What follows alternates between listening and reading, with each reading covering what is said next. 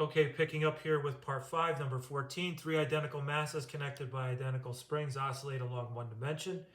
Part A, determine the matrix equation. Part B, determine the eigenfrequencies. Part C, determine the eigenvectors. And Part D, classify symmetric and antisymmetric modes. So this is a small oscillations problem. So assume 3 identical masses M, identical springs K, fixed walls at both ends. So wall spring mass, spring mass, spring mass, spring wall. So our equations here, mx sub 1 double dot equals negative 2 kx sub 1 plus kx sub 2. And then mx sub 2 double dot equals k x sub 1 minus 2k x sub 2 plus kx sub 3. And mx sub 3 double dot equals k x sub 2 minus 2x sub 3. So our matrix form is going to be mx double dot equals negative k times this matrix. First row 2, negative 1, 0. Second row negative 1, 2, negative 1. Third row 0, negative 1, 2. And then times that x. So for a fixed n chain, omega sub j squared equals 2k over m times that quantity 1 minus cosine j pi over 4, where j is 1, 2, 3. So omega sub 1 squared equals k over m times 2 minus square root of 2. Omega sub 2 squared equals 2k over m. Omega sub 3 squared equals k over m times the quantity 2 plus the square root of 2. And our eigenvectors here for a sub n go to j order equals sine of nj pi over 4. So a sub 1 is proportional to this point here, square root of 2 over 2, 1, square root of 2 over 2. A sub 2 is proportional to 1, 0, negative 1. And a sub 3 is proportional to square root of 2 over 2, negative 1, square root of 2 over 2. And mode 1 is symmetric in lowest frequency. Mode 2 is antisymmetric. And mode 3 is symmetric but has the center mass moving opposite the outer masses. And pardon me if I mispronounced anything. I know I went pretty quickly through this one. Okay, so that's 14. Moving along now to number 15. So number 15, whoops, sorry about that. Rigid body has principal moments I sub 1 less than I sub 2 less than I sub 3. Initially, omega is equal to omega naught, comma, omega naught, comma, omega naught, comma. So determine Euler equations. I'm sorry, omega naught. So 3 omega naughts there. So determine the Euler equations. Part B, determine the energy. Part C, determine the angular momentum. Part D, discuss qualitative rotational stability. So this is a rigid body rotation. So our Euler equations for a torque-free rigid body are here. I sub 1 omega sub 1 dot equals the quantity I sub 2 minus I sub 3 omega sub 2 omega sub 3.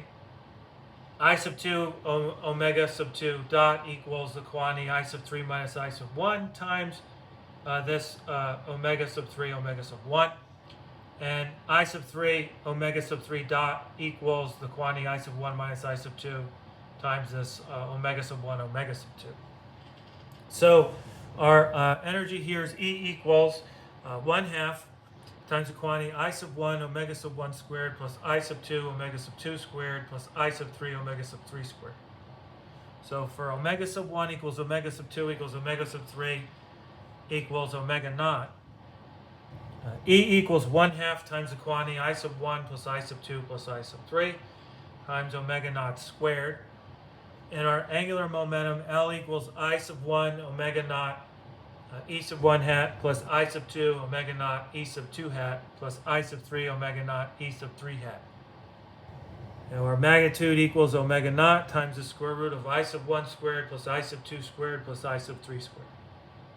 So our stability theorem, rotation about I sub 1 or I sub 3 is stable. Rotation about I sub 2 is unstable. Now, since the initial angular velocity has components along all three principal axes, the motion is generally not steady, and it exhibits torque-free precession notation. Okay, so that is number 15, and now moving along now to number 16. So for 16, a symmetric top spins rapidly while its pivot is fixed. Determine A, the precession rate, B, the conditions for steady precession, C, the effect of increasing spin rate, and D, the limiting behavior for large angular momentum. So this is gyroscopic motion. So for here, for a rapidly spinning symmetric top, I sub 1 equals I sub 2. And for I sub 3 here, the angular momentum is approximately, L is approximately I sub 3 omega sub 3. And the torque due to gravity is tau, or torque is mgl sine theta. And for steady precession, our tau equals omega sub p, that's capital omega sub p, L sine theta. So mgl sine theta equals capital omega sub p, I sub 3, lowercase omega sub 3 sine theta. So capital omega sub p is mgl over I sub 3 omega sub s. And conditions for steady precession, theta dot equals 0 and phi dot equals capital omega sub p, and that equals a constant. And psi dot equals omega sub s, that equals large. So increasing spin rate decreases precession rate, and that'll give us that capital omega sub p is proportional to 1 over omega sub s. And for very large angular momentum, capital omega sub p approaches 0, and the top becomes more resistant to changes in direction. Okay, moving along now, number 17. So for 17, we have the following: L equals 1/2 m times the quantity x squared, x dot squared plus y dot squared minus 1/2 k times the quantity x squared plus y squared. We want to derive A, B, and C, canonical momenta, Hamilton's equations, and demonstrate conservation of energy. So this is a brief overview of this problem here. So what we have are Hamiltonian mechanics. L equals 1/2 m times the quantity x dot squared plus y dot squared minus 1/2 k times the quantity x squared plus y squared. So our canonical momenta, p sub x equals mx dot, p sub y equals my dot, and our Hamiltonian is x equals p sub x, x dot plus p sub y dot minus L.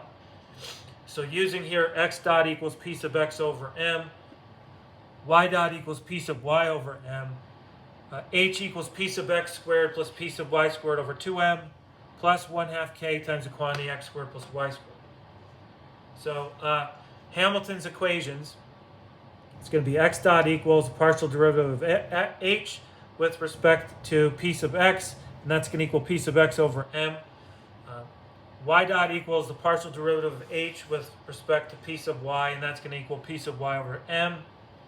And then p sub x dot equals negative partial derivative of h, negative partial derivative of h with respect to x equals negative kx.